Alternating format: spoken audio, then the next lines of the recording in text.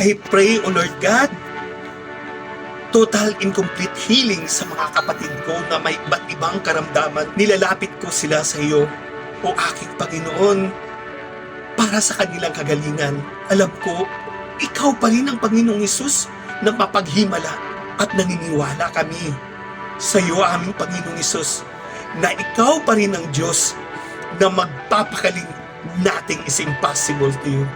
At this very moment, O Lord God, I claim total incomplete healing. Maraming salamat, aming Panginoong Hesus, sa kagalingan.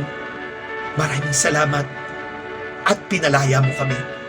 Sa aming karamdaman, you restored our health and healed us. Ikaw ang Lord na parating nandyan para sa amin, na parating nagmamahal sa amin. In Jesus' mighty name, Amen.